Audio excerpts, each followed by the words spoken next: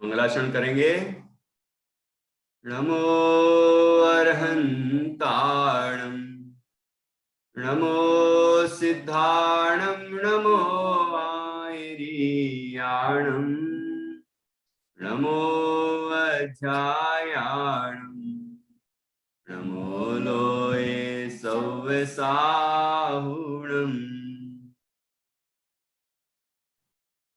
ऐसो पंचणमो यारो सव पावपणासिणो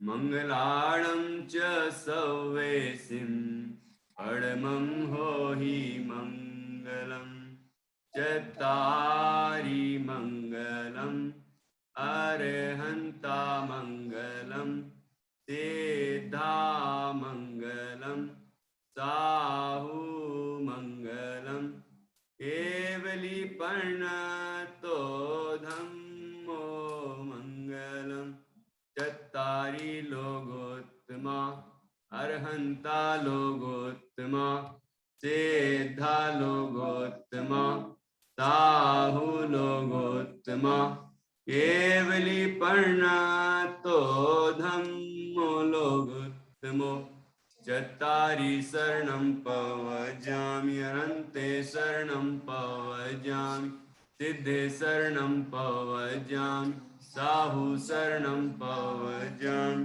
केवली पर्णतं धम्मं शरणं पवजामि केवली पर्णतं धम्मं शरणं पवजामि।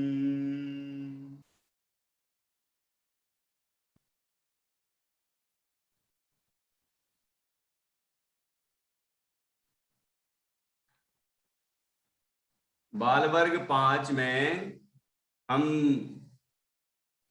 आज मोहजयी श्रेणिक ये कथा यशोधर मुनिराज के संबंध में ये कथा है। उपसर्ग जयी यशोधर मुनिराज उनकी कथा और श्रेणिक राजा के साथ का प्रसंग है और वह कथा हम सुनेंगे भी और उसी का सार लिए हुए ये एक कविता है उसको भी सीखेंगे। ठीक है, तो आप पेज नंबर 80 नंबर पेज निकालें। गाथा 80 नंबर पेज निकालिए।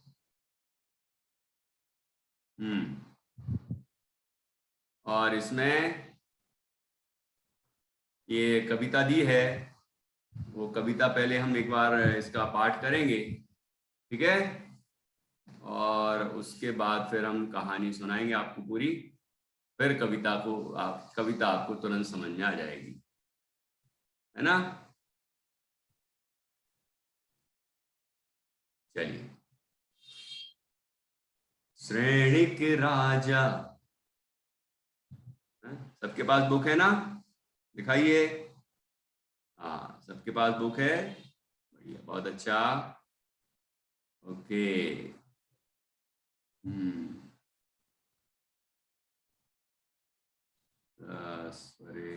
ठीक है। श्रेणिक राजा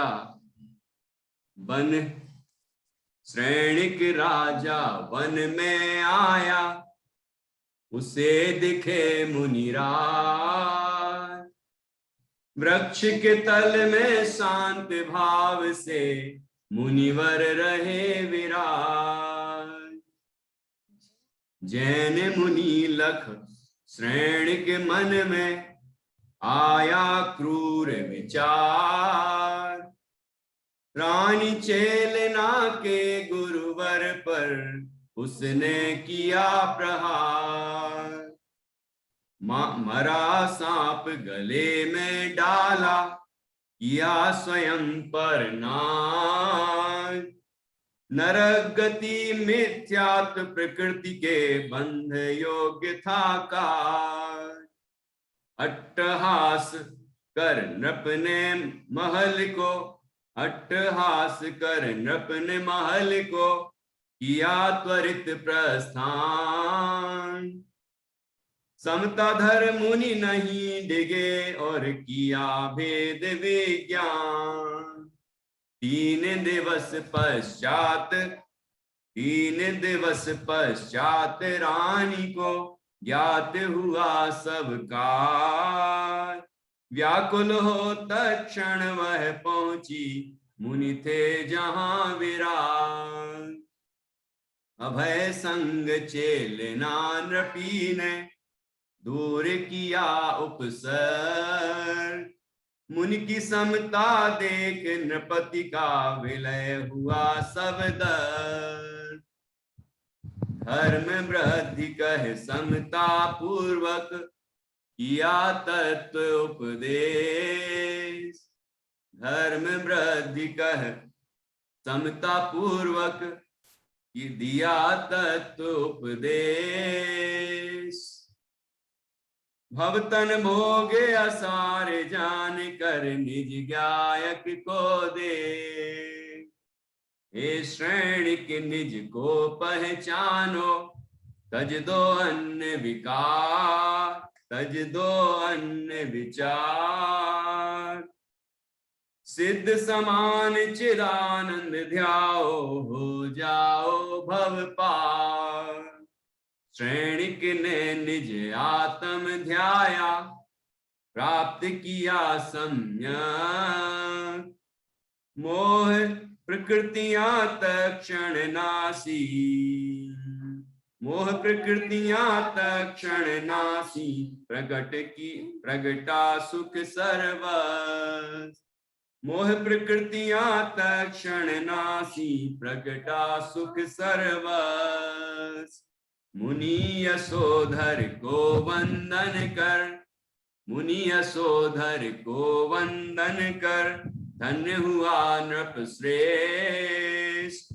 वीर प्रभु के समव शरण में बन गया श्रावक ज्येष्ठ। वीर प्रभु के समव शरण में बन गया श्रावक ज्येष्ठ। श्रेणिक राजा का नाम तो आपने सुना ही होगा। श्रेणिक नाम का राजा जो भारत देश के राजगिरी नगरी का राजा था। राजगिरी नगरी जो अभी बिहार में आती है ना। जूनागढ़ तो सुना होगा आपने, राजगिरी जूनागढ़ ये उस तरफ वहां है ये, ठीक है। तो राजगिरी नगरी का राजा था श्रेणिक। श्रेणिक की पत्नी का नाम था, श्रेणिक की पत्नी का नाम था, ऐसी तो और भी पत्नियां थी लेकिन एक पत्नी का नाम था चेलना, जो बहुत प्रसिद्ध हुई, चेलना रानी, ठीक है। चेलना रानी जैन धर्म में विश्वास रखती थी, अन्य धर्म में विश्वास नहीं रखती थी। तो चेलना रानी भगवान जिनेंद्र को मानती थी, पूजती थी, लेकिन श्रेणिक राजा दूसरे धर्म को मानता था। तो तब तक दूसरे धर्म को मानता था वो। हाँ, तो जैन कुल में ही पैदा हुआ था, जैन धर्म, उसके पिताजी और भाई बंद सब जैन धर्म मानते थे, लेकिन वो अन्य धर्म वालों से प्रभावित होकर अन्य धर्म को मानने लगा था। तो फिर क्या हुआ कि एक बार श्रेणिक राजा के जो साधु गण थे वो उनके घर पधारे। चेलना रानी ने पूरी व्यवस्था की उनके लिए, सब आहार पानी की सारी व्यवस्थाएं की। लेकिन श्रेणिक राजा को बहुत गर्व था कि मेरे जो गुरु हैं सर्वज्ञ होते हैं, सब कुछ जानते हैं, है ना, ऐसे उनकी महिमा बहुत करते रहते थे। तो ऐसा हुआ कि वहाँ की जो उनकी पादुकाएं थी, मतलब लकड़ी की जो होती ना, मतलब चप्पल, हमारी अपनी आजकल की भाषा में चप्पल कहेंगे, लेकिन वो पादुकाएं कहलाती हैं। तो पादुकाएं छिपा दी गई। अब वो भोजन करके बाहर निकले तो कहने लगे मेरी पादुकाएं कहाँ हैं। तो भाई आप तो त्रिकालज्ञ हैं, सर्वज्ञ हैं, तो आप खुद बताएं कि कहाँ हैं। तो वो बता नहीं पाए, है ना। वो उनकी सारी पोल पट्टी खुल गई, मतलब यथार्थ जो था वो स्पष्ट हो गया राजा के सामने। उनको बड़ा अपमान महसूस हुआ। तो राजा श्रेणिक को भी बड़ा अपमान लगा, अरे मेरे गुरुओं का अपमान किया। उसको ये समझ में नहीं आया कि असलियत समझ में आई, असलियत ज्ञात हो गई है। मतलब ये हम तो समझते थे ये सर्वज्ञ होते हैं, लेकिन ये सर्वज्ञ तो नहीं है, ठीक है। तो लेकिन उसको और उल्टा चेलना के प्रति द्वेष का भाव आया। फिर क्या हुआ, चेलना रानी जैन धर्म को मानती थी, तो एक बार ये श्रेणिक राजा जंगल में गए। श्रेणिक राजा शिकार खेलने के लिए गए थे। वहां देखा कि एक मुनिराज एक पेड़ के नीचे बैठे हुए थे और आत्म साधना कर रहे थे, ध्यान कर रहे थे आत्मा का। नग्न दिगंबर निर्ग्रंथ मुनि थे, दिगंबर मुनिराज थे वो। तो एकदम श्रेणिक को याद आया कि मेरे गुरुओं का अपमान किया था चेलना ने, तो मैं उसके गुरुओं का अपमान करूंगा। ऐसा सोच के क्या किया उसने कि पहले नंबर तो उसके पास जो शिकारी कुत्ते थे श्रेणिक के पास, तो सारे कुत्ते उसने छोड़ दिए उनके ऊपर कि इसको इनको खा जाओ। लेकिन कुत्ते तो वहां भौंकते हुए पहुंचे, लेकिन बिल्कुल शांत जाके बिल्कुल शांत बैठ गए, कुछ नहीं किया उनने कुत्तों ने। तो कहते अरे यार बड़ा जादूगर है यार, ये तो मतलब कुत्ते भी शांत हो गए इसके सामने, अब क्या करूं। और कई उपाय किए लेकिन कुछ सफलता नहीं मिली। तो अंत में क्या किया कि वहां पर मरा हुआ सांप पड़ा था, मरा हुआ वो सांप उनके गले में डाल दिया। सांप को गले में डालने से क्या होगा कि सांप में जैसे मुर्दा होता है ना कोई भी, या मरा हुआ प्राणी होता है, तो उसके अंदर ये चींटियां और ये सारी चीजें पैदा हो जाती हैं, कीड़े पैदा हो जाते हैं। तो उनने सोचा कि ये जब मरा हुआ सांप इनके गले में डलेगा तो चींटियां काटेंगी तो ये अपने आप यहां से भाग जाएगा, ऐसा उनने सोचा, ठीक है। लेकिन और अपने बड़े खूब हंस हंस के मतलब अट्टहास, मतलब जो जोर जोर से हंसना, जैसे रावण के बारे में सुना जाता अट्टहास करते थे तो पृथ्वी कांपने लग जाती थी, ऐसे है ना। मतलब है अट्टहास, मतलब बहुत जोर जोर से हंसना। बहुत जोर जोर से हंसा कि मैंने कोई महान काम किया है। लेकिन क्या हुआ फिर कि फिर ये अपने अपने महल चला गया।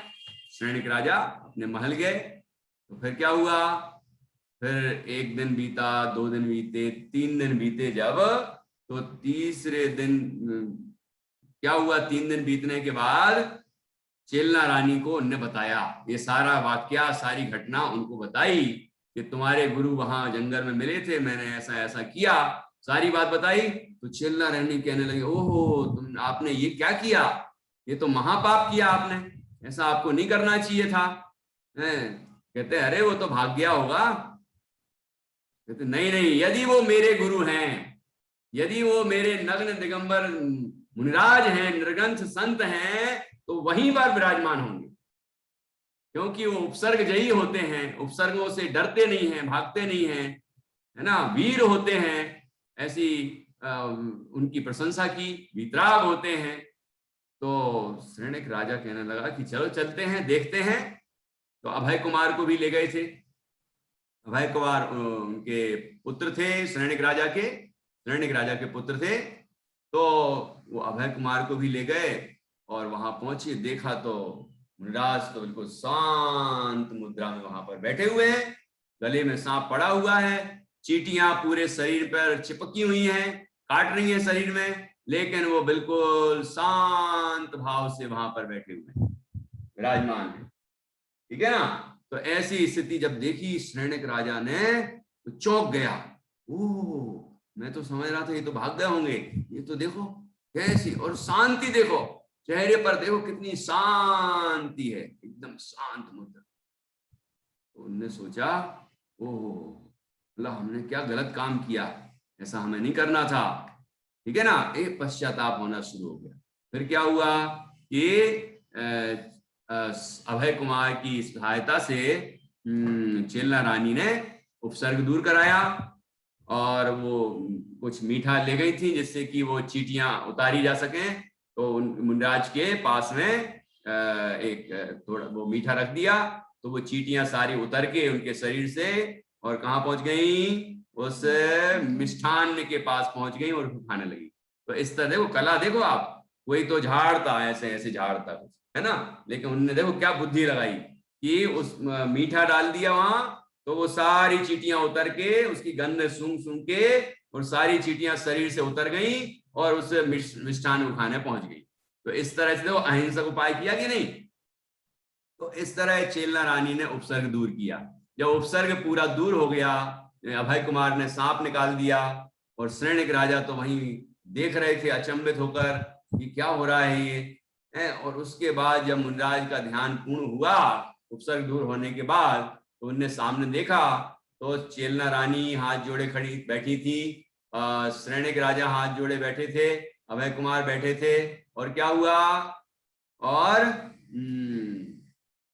मुनिराज ने उनको दोनों हाथ से ऐसा धर्म वृद्धि हो, सबको दोनों को समान रूप से आशीर्वाद दिया, उपसर्ग करने वाले को और उपसर्ग दूर करने वाले को समान आशीर्वाद दिया। इस तरह उनकी समता देखकर श्रेणिक राजा तो और भी अधिक प्रभावित हुआ और पश्चाताप करने लगा, ओहो मैंने ऐसा क्या, ये गलत काम किया मैंने। तो फिर मुनिराज ने उसको संबोधित किया, है ना, उसको संबोधित किया कि क्या कहा, धर्म वृद्धि कह समता पूर्वक दिया तत्वोपदेश, भवतन भोगे असार जान कर निज गायक में निज गायक को दे। अपने आत्मा को देखो, ये संसार, ये शरीर, ये भोग, ये सब दुखरूप हैं, असार हैं, इनमें कोई सार नहीं। तुम तो अपने आत्मा को देखो, वो सारभूत है, आनंद रूप है, ऐसा उपदेश दिया। और क्या कहा, हे श्रेणिक निज को पहचानो, हो जाओ भव पा तज दो अन्य विचार। उनके मन में, श्रेणिक के मन में ऐसा भाव आ रहा था, ओहो मैंने बहुत गलत काम किया है, मैं तो मर जाऊं, ऐसे आत्मघात के भाव आ रहे थे, ठीक है ना। तो मुनिराज ने तो भाव पहचान लिए और उन्होंने कहा कि ऐसे विचार छोड़ दो, तज दो अन्य विचार, सिद्ध समान चिदानंद ध्याओ, हो जाओ भव पार। तो श्रेणिक ने क्या कहा, क्या किया, जब मुनिराज का ऐसा उपदेश सुना, वैराग्यमयी ज्ञानवर्धक भेद विज्ञानमयी, तो श्रेणिक मुनिराज की तरफ ऐसे देख रहा था आंखें खोल के, और उसकी आंखों से आंसू झर रहे थे और दुखी, बहुत दुखी था। लेकिन मुनिराज ने कहा, अरे श्रेणिक मेरी ओर क्या देखते हो, तुम अपनी ओर देखो, तुम अपनी आत्मा का अनुभव करो, तुम्हें आनंद की प्राप्ति होगी, ये व्यर्थ के पश्चाताप से कोई लाभ नहीं है, अपने आत्मा का अनुभव करो। तो श्रेणिक राजा ने क्या किया, श्रेणिक राजा ने अपने उपयोग को अंतर्मुख किया, अपना ध्यान आत्मा में लगाया, तो आत्मा का अनुभव प्रकट हो गया, आत्मा की अनुभूति हुई, आनंद प्रकट हुआ, उनको सम्यक दर्शन की प्राप्ति हुई श्रेणिक राजा को। और जो उनने मोह प्रकृतियां बांधी थी, मिथ्यात्व का बंध किया था, दर्शन मोहिनी, वो सब नष्ट हो गया। उनको 7वें नरक की आयु का बंध हुआ था। अब देखो गति बंध तो, आयु बंध तो एक ही बार होता है, तो आयु बंध एक बार हुआ तो फिर क्या होता है कि फिर तो वही वहां तो जाना ही पड़ता है। तो नरक आयु का बंध हुआ था 7वें नरक की, 33 सागर तक नरक में रहते, मतलब कितना लंबा काल है ये। फिर क्या हुआ कि जैसे ही सम्यक दर्शन हुआ तो वो आयु जो सिमट के कितनी सी रह गई, 84,000 वर्ष मात्र, 84,000 ईयर्स ओनली। आप कहेंगे 84,000, उसको ओनली कह रहे हो, यहां उससे असंख्यात असंख्यात असंख्यात गुणी आयु बांध दी थी उनने। 7वें नरक की आयु इतनी लंबी होती है, ठीक है ना। तो उस अपेक्षा से तो थोड़ी सी बची, एक अंश मात्र, थोड़ी सी बिल्कुल इतनी सी रह गई, ठीक है ना।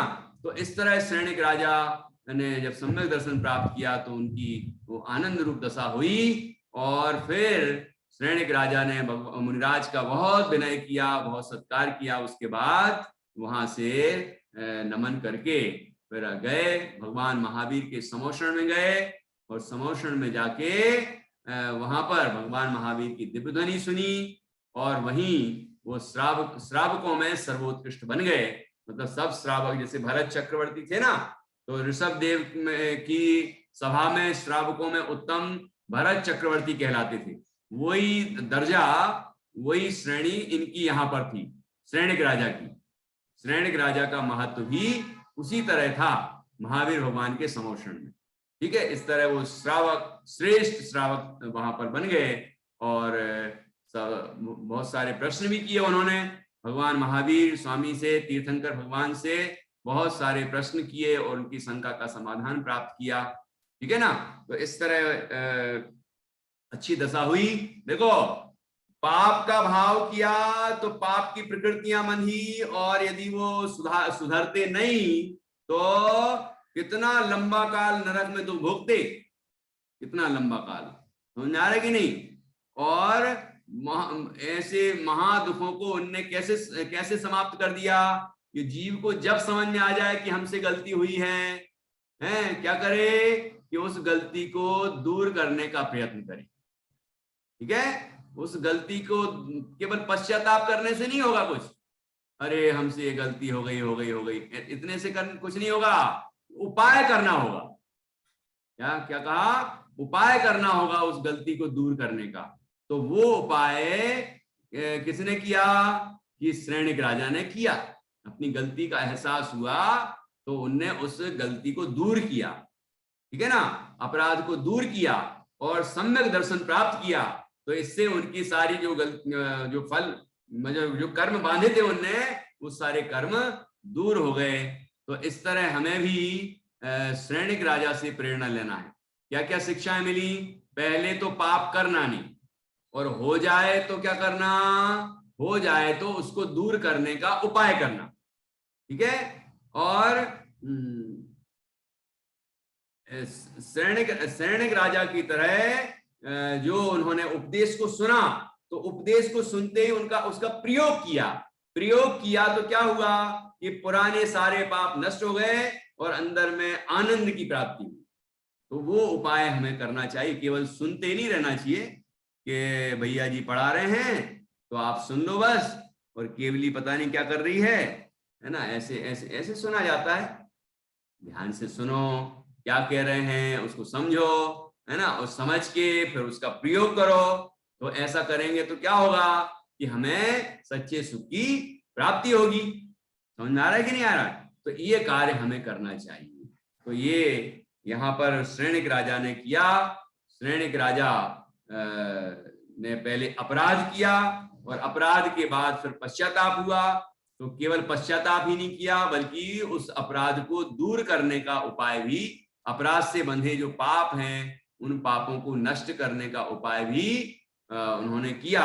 ये हमें इस कहानी से सीखना चाहिए। एक बार हम फिर से ये कहानी कविता के रूप में पढ़ेंगे, ठीक है, जिससे कि आप लोगों को अच्छे से याद हो जाए, ये कविता भी याद हो जाए। ये देखो, ये दृश्य दिख रहा है आपको, ये नीचे उसकी कहानी है जो कि कविता के रूप में है। तो अच्छे से पढ़ें, ठीक है। और अब बताना कि इसमें सारी बातें आ गई कि नहीं आई, कोई बातें रह तो नहीं गई जो अपन ने अभी पढ़ी हैं, मतलब सुनी कहानी में, वो सारी बातें इसमें आ गई कि नहीं आई, वो बताना। इस कहानी का नाम रख सकते थे उपसर्ग जयी श्रेणिक। ये गलत बात है भूमि।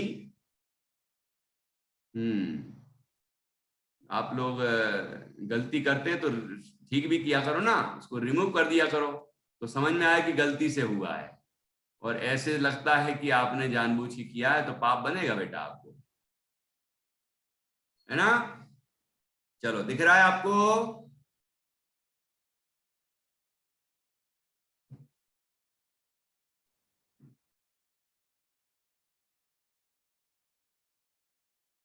देखो, श्रेणिक राजा वन में आया, पूरी कहानी है कि नहीं, देखना। श्रेणिक राजा वन में आया, उसे दिखे मुनिराज, वृक्ष के तल में शांत भाव से मुनि थे।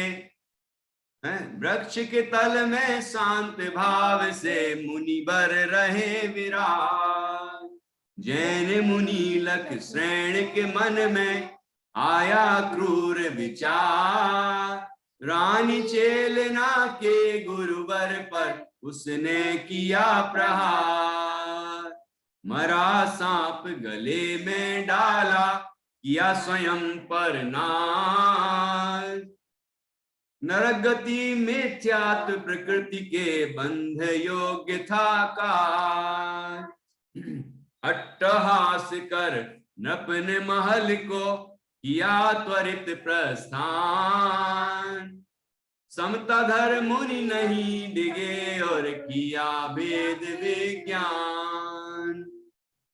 3 दिवस पश्चात रानी को ज्ञात हुआ सब राज। फिर क्या हुआ? व्याकुल हो तत्क्षण वह पहुंची, मुनि थे जहां विराज। अभय संग ने चेलना नृपी ने, अभय संग चेलना नृपी ने दूर किया उपसर। मुनि की समता देख नृपति का विलय हुआ सब दर्प। दर्प मतलब अहंकार, ठीक है। धर्म वृद्धि कह समता पूर्वक दिया तत्वोपदेश।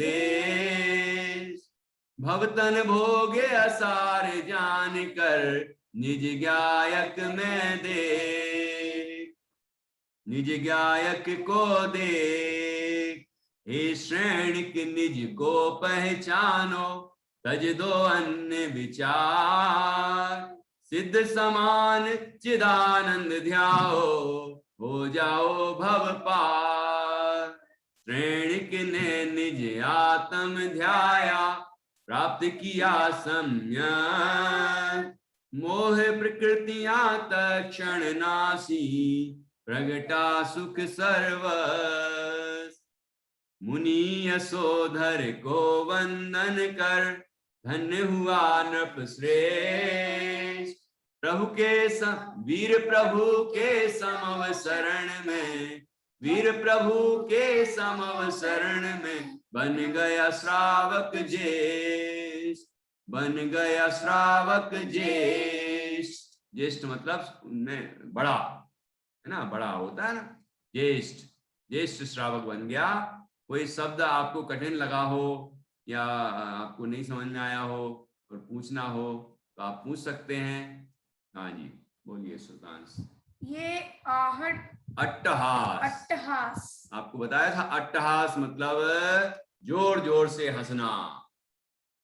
हा हा हा ऐसे अट्टहास करते हैं ना, तो वो कहलाता है अट्टहास।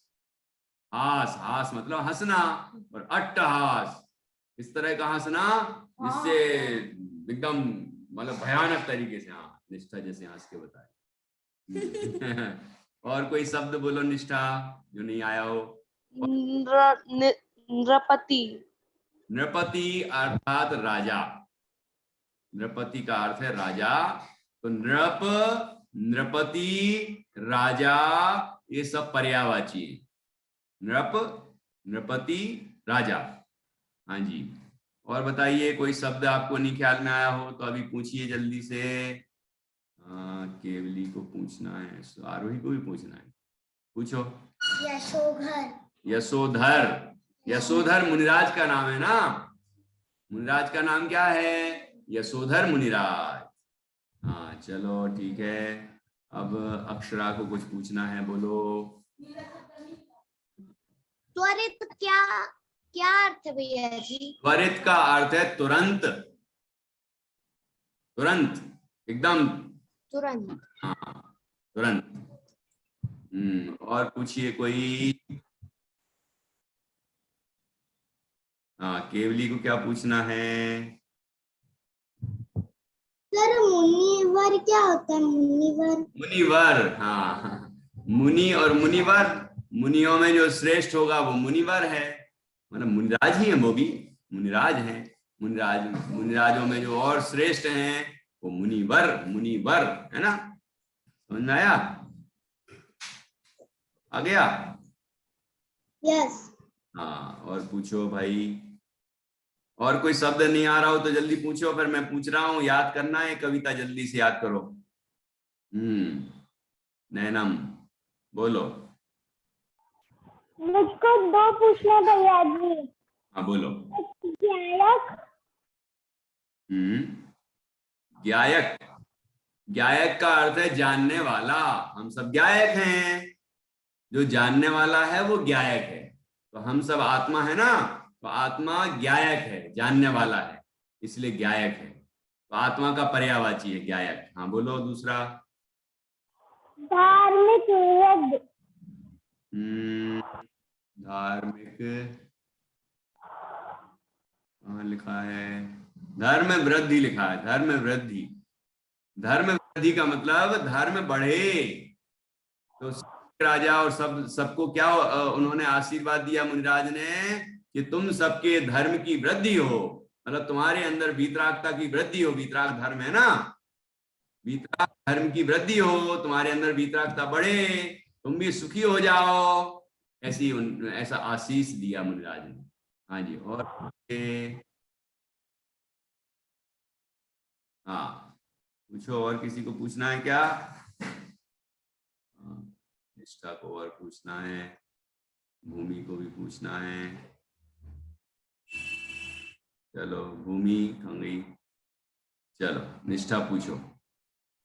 भैया जी इसमें वो नहीं आया, आपने बताया ना कुत्ते वो उसने महाराज जी के ऊपर और हाँ महाराज जी के अपने कुत्ते भेज दी महाराज जी के पास। हाँ, तो इसमें मैंने शॉर्ट में लिखा है, जैसे कि यहाँ लिखा ना, जैन मुनि लख श्रेणिक मन में आया क्रूर विचार, रानी चेलना के गुरुवर पर उसने किया प्रहार। अब क्या प्रहार किया कि कुत्ते छोड़े कि और क्या क्या किया, वो सब इसमें आ गया। ठीक है। और उसके बाद अंत में क्या किया कि मरा सांप गले में डाला, किया स्वयं पर ना, ये अंतिम आ गया। तो कविताओं में छोटी कविता बनानी रहती है तो बिल्कुल सारभूत बात डाल देते हैं, है ना, नहीं तो बड़ी और बड़ी हो जाती वो। तो बात पूरी आ जाए कम से कम शब्दों में, ऐसा प्रयास किया जाता है। चलिए और कोई? सबको आ गई समझ में?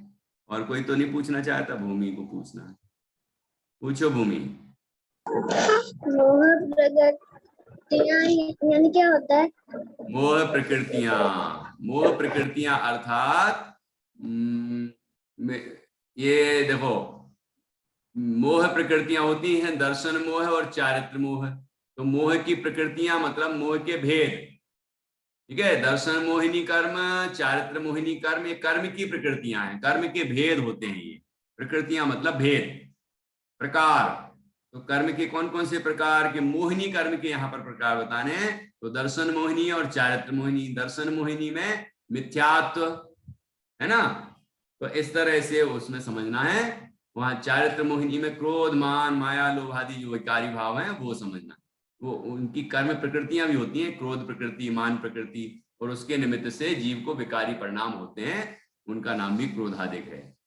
ठीक है, वो उसने तत्क्षण नासी, तो दर्शन मोह की प्रकृतियां को नाश कर दिया, चारित्र मोह में भी अनंतानुबंधी का नाश कर दिया, तो ये कहलाएगा मोह प्रकृतियां तत्क्षण नासी, प्रकटा सुख सर्वस्व। और किसी को कुछ पूछना है? हाथ का इशारा करिए। हाँ, स्वरित को भी पूछना है, बोलो भाई। व्याकुल मतलब? हाँ, व्याकुल। व्याकुल, व्याकुल का मतलब दुखी होता है।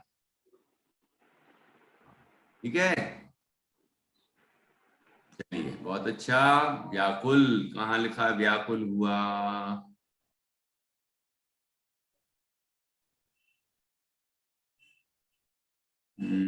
कौन सी लाइन में है व्याकुल शब्द?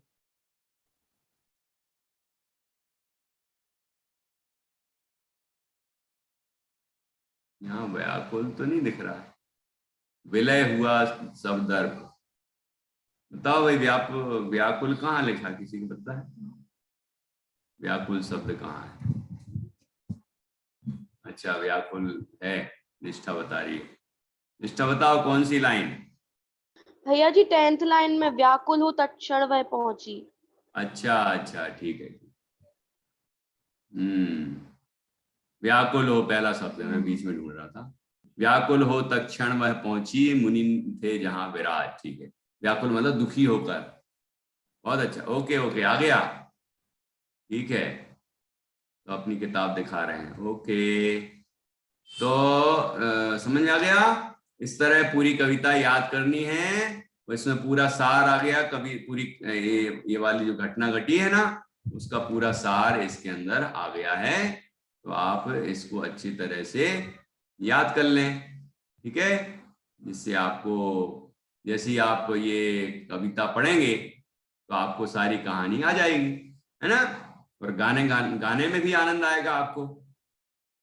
सैनिक राजा वन में आया, उसे दिखे मुनिराज, वृक्ष के तल में शांत भाव से, मुनि थे मुनिवर रहे विराज। ऐसे विराजमान होकर अभिनय कर सकते हैं, है ना। इस तरह ये बड़ी सुंदर कहानी है जो कि आपने अभी सुनी। अब अपन यहाँ विराम लेंगे, आज की कक्षा यहाँ पूर्ण करेंगे। एक आध सवाल पूछ लूं क्या आपसे? अच्छा, सवाल भी पूछ लूं, चलो बढ़िया। ओके, तो फिर बताओ कि इस कहानी के में जिन मुनिराज के ऊपर उपसर्ग किया गया, उन मुनिराज का क्या नाम? मुनिराज का नाम बताना है। हाँ, कृष्णा बताओगी मुनिराज का नाम? बताओ।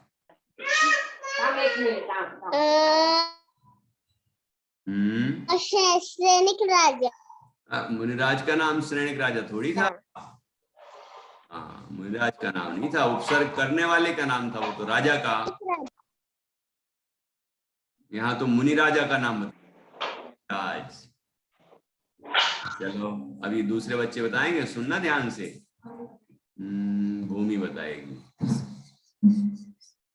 भूमि बताओ। हाँ, कौन से मुनिराज जिन पर उपसर्ग हुआ था? अनम्यूट करो। नहीं हो रहा? चलो,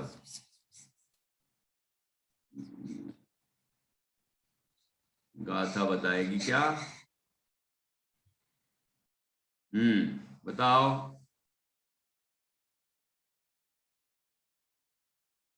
नहीं, चलो मैथिली से पूछ लो। हाँ, बोलिए। यशोधर मुनिराज। यशोधर मुनिराज, बिल्कुल ठीक बताया।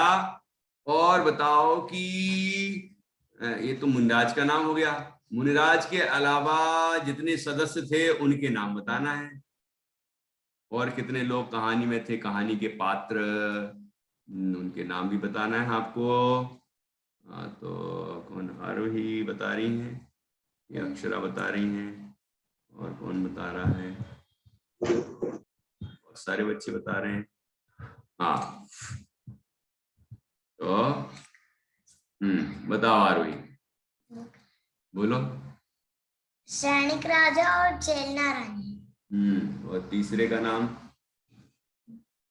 श्रेणिक राजा और चेलना रानी, और तीसरे का नाम अक्षरा से पूछते हैं, बोलो। श्रेणिक श्रेणिक राजा, रानी चेलना और श्रेणिक राजा के पुत्र अभय और मुनिराज यशोधर। हाँ, ठीक है, ठीक, ओके। यशोधर मुनिराज का नाम तो पहले ले लिया। अन्य तीन पात्र कौन थे कहानी में? वो तीन नाम बताए, राजा श्रेणिक, रानी चेलना और अभय कुमार। चलिए बढ़िया, अभय कुमार भी मोक्ष गए, ठीक है ना। अभय कुमार की कहानी है, बहुत सुंदर, सुनाएंगे आपको फिर कभी। शिशुवर्ग में थोड़ी सी शुरू की थी श्रेणिक राजा की कहानी, उसी में आएगा अभय कुमार का भी चरित्र, ठीक है। ऐसे अभय कुमार थे, श्रेणिक राजा के पुत्र थे वो। और श्रेणिक राजा अगली 24वीं में प्रथम तीर्थंकर बनेंगे, है ना। अभी मोक्ष नहीं गए वो, अभी तो पहले नरक में 84,000 वर्ष तक रहेंगे ना। वहां से निकलेंगे जब, तो यहाँ पर फिर जब चौथा काल आएगा और वहां उसमें वो तीर्थंकर बनेंगे, पहले तीर्थंकर, महापद्म नाम होगा उनका। हाँ जी, चलो अगला प्रश्न है कि राजा श्रेणिक ने जब मुनिराज पर उपसर्ग किया तो उससे कौन कौन से कर्म का बंध हुआ? कौन बताएंगे? कौन कौन से कर्म का बंध हुआ? सिया बता रही है, बताओ। भैया जी 7वें नरक का। 7वें नरक की आयु का बंध हुआ। और एक चीज,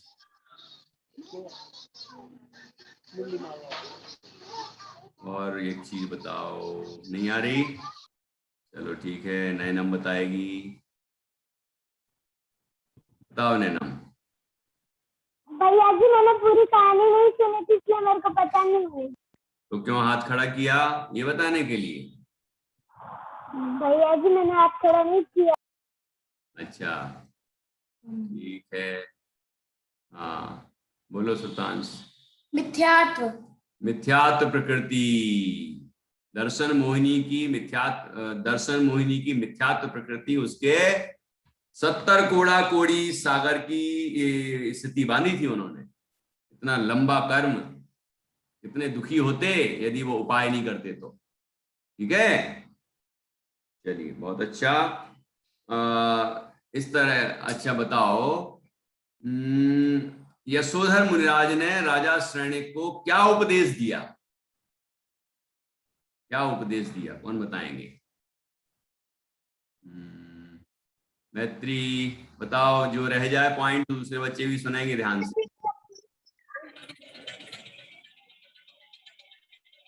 हाँ, धर्म वृद्धि का उपदेश। धर्म वृद्धि कहा, ये तो उनने आशीष प्रदान किया, धर्म वृद्धि कहा, लेकिन उपदेश क्या दिया? धारणा तुम्हें पता है, कहानी सुनी नहीं पूरी, स्वरित को नहीं आता, चलो सुल्तांश को पता है। अच्छा पहले अपन निष्ठा से पूछते हैं, कुछ रह जाए तो तुम बता देना। उन्होंने कहा कि जो भी तुम्हारे मन में हो उसे भूल जाओ, मतलब उनके मन में वो जो भाव आ रहे थे कि उन्होंने कितना गलत किया है, उन्हें ऐसा नहीं करना चाहिए था, तो उन्होंने कहा ये सब भाव भूल जाओ और अपनी आत्मा को ढूंढो, आत्म ध्यान करो। बढ़िया बढ़िया, बहुत अच्छा। और कुछ पॉइंट? हाँ बढ़िया। आत्मा कैसा है ये भी बताया उन्होंने, है ना, ज्ञायक है आत्मा, जानने वाला है आत्मा, है ना, ऐसे आत्मा का अनुभव करो। ये यही सारा जो उपदेश दिया इसको तत्व का उपदेश बोलते हैं। ठीक है, चलिए, उस तत्व के उपदेश का प्रयोग किया श्रेणिक राजा ने, तो उन्हें क्या प्राप्त हुआ? उसका प्रयोग करने पर क्या प्राप्त हुआ बताओ? अक्षरा नहीं आता?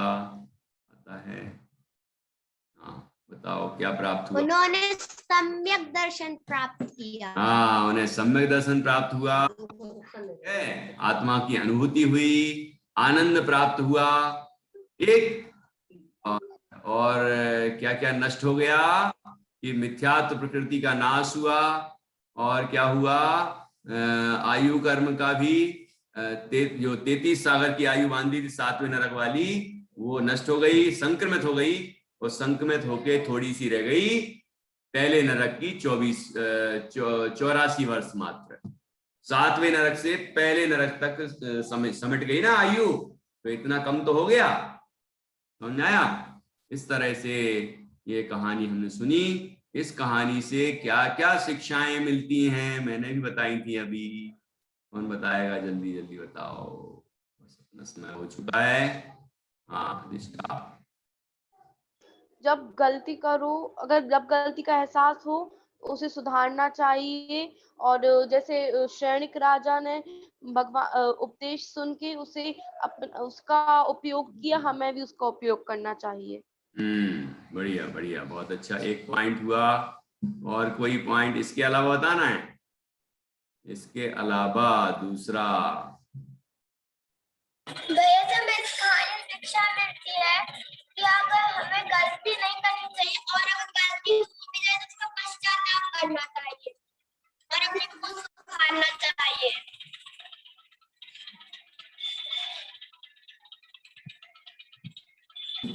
ओके, बहुत अच्छा। और क्या रह गया? और कुछ पॉइंट रह गए क्या? रह गया? अक्षरा, क्या रह गया? बताओ। जिस प्रकार श्रेणिक राजा ने आत्म ध्यान कर सम्यक दर्शन पाया, अपनी गलती सुधार कर, वैसे भी एक तो गलती करें नहीं, यदि करें तो आप उसको समझे और आत्म ध्यान करके उसका पश्चाताप करें। नहीं, उसका सुधार करें। हम्म। बढ़िया बढ़िया, ओके। चलिए, बहुत अच्छा, अच्छा सुना आपने। निष्ठा को और कुछ कहना है क्या इसके अलावा? जो पाप का भाव करता है उसकी बुरी दुर्दशा होती है। जैसे श्रेणिक राजा को 33 सागर की आयु थी 7वें नरक में, और उन्होंने जैसे ही उन्होंने ध्यान किया, भगवान का उपदेश सुना, तो उनकी आयु कम होके 84,000 हो गई पहले नरक की। जो इससे ये होता है कि जो पाप का भाव करता है उसकी वैसी दुर्दशा होती है जैसे भाव करता है।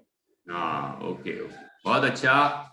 इस तरह से आज हमने बहुत सुंदर कहानी पढ़ी और उसकी कविता भी सीखी, मोहजयी श्रेणिक। और कहानी का नाम है उपसर्गजयी यशोधर मुनिराज। ठीक है, दोनों नाम रख सकते हैं। तो इस तरह से उपसर्गजयी यशोधर मुनिराज कहानी का नाम हो गया, और कविता का नाम तो लिखा ही है, मोहजयी श्रेणिक। इस तरह आज की चर्चा हम यहाँ पूर्ण करते हैं। सिया, अब कल पूछ लेना कुछ पूछना है तो। अब आज हमारा समय हो गया है। हाँ भैया जी, कौन से पहले बनेंगे श्रेणिक राजा? श्रेणिक राजा पहले तीर्थंकर बनेंगे, अगली 24वीं के पहले तीर्थंकर, महापद्म। हाँ क्या जी क्या बोल रही हो सिया? चलो ठीक है, ओके। जय जिनेंद्र। और बाद में आप मैसेज करके ही पूछ सकते हैं।